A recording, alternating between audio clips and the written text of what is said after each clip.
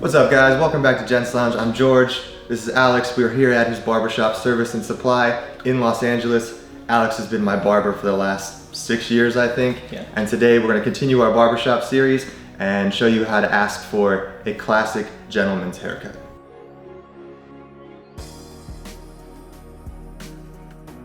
We're going to try and do something that's a little more kind of traditional, fuller on the side. So we're not going to go with like the high and tight with it being a little bit later in the year and the temperature's getting a bit cooler. We want to leave a little bit of length in there, show off some fullness. So I think the big thing I want to talk about today is where you go wrong in kind of asking for a haircut or describing a haircut that can confuse your barber, because a lot of these terms aren't necessarily universal, you know, unless they're very textbook. They don't translate the same from neighborhood to neighborhood or city to city.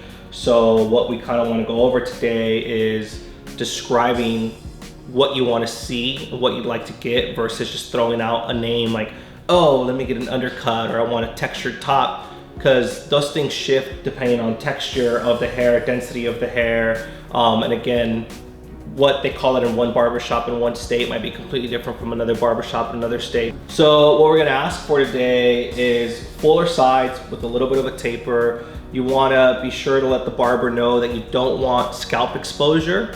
What that means, it doesn't necessarily mean that we're gonna go bald with it, but it means that you won't be able to see through the hair straight into the scalp quite as much. With regards to his top, so Colin has a good amount of length up here. It's really thick in the sense that the individual strand itself is thick, but it's also dense, right? So I definitely want to cut into this and make it a little bit easier for him to style and work with, just so that it's way easier to manage and there's not as much maintenance involved. So with regards to the top, we definitely want a good healthy trim, but we're gonna leave a lot of length and we're gonna cut into it quite a bit so that we can get rid of a lot of this unnecessary bulk towards the back top of the crown area. What we're looking for here is a slightly fuller haircut that you can go more of a 6 to 8 week mark, versus something really kind of high and tight where it shows through the growth very quick, right? When we go down to 0, all of a sudden in 2 weeks you feel like, oh, I need another haircut. Yeah. That's kind of a common misconception where people say like, well, take it shorter because I want it to last longer. So as I'm going through this, I'm thinking, you know, a lot of you guys, when you go in and you ask for a haircut, you describe a haircut, or sometimes your barber may ask you what number, what guard. A lot of these aren't universal, right? So there's a difference between using, say a plastic 3 here and a metal 3, right? You're thinking to yourself 3's 3, but it's actually not. Metal's usually a bit shorter because they hold a bit more tension. So keep that in mind when you're going to a new barber shop. Depending on what type of tools they use, the lengths might vary. And also there is no one number for a specific type of haircut, especially when we're talking about a fuller length.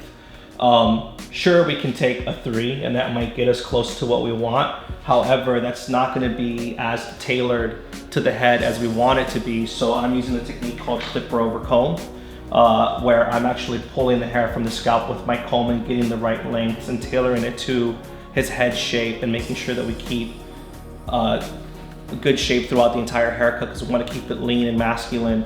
We're still doing a little bit more detail work. We're going to dive into the top and then I'll finish up the whole haircut. But as you can see, it's pretty full throughout, all the way around. It's nice and dark. There's very minimal scalp exposure except for at the lower parts of the haircut. So around the nape and below the temple here is where it does get a bit more transparent.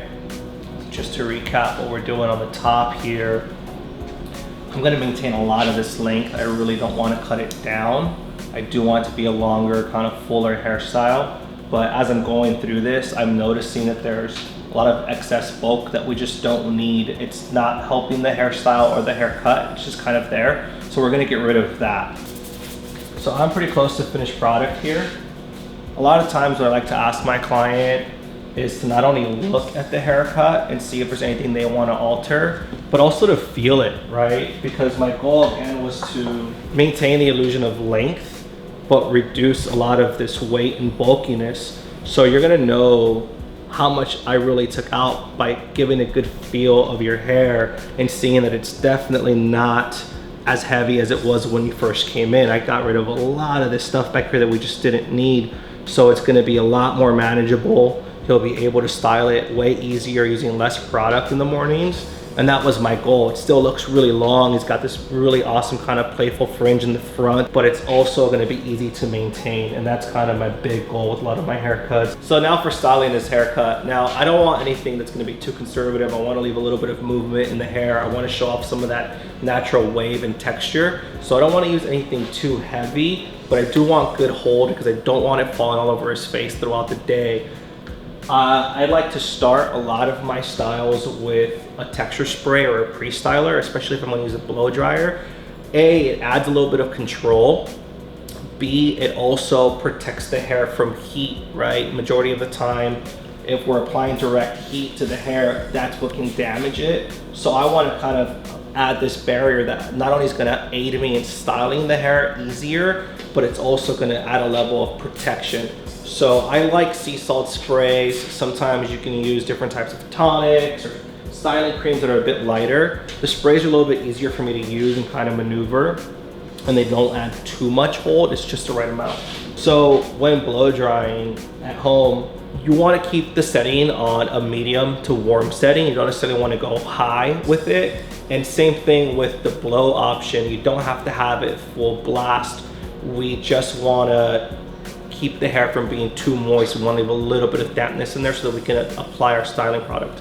Again, we don't want 100% dry. We want some moisture in the hair. This is going to make it way easier for us to apply the rest of our actual styling product that will have the hold that we're looking for.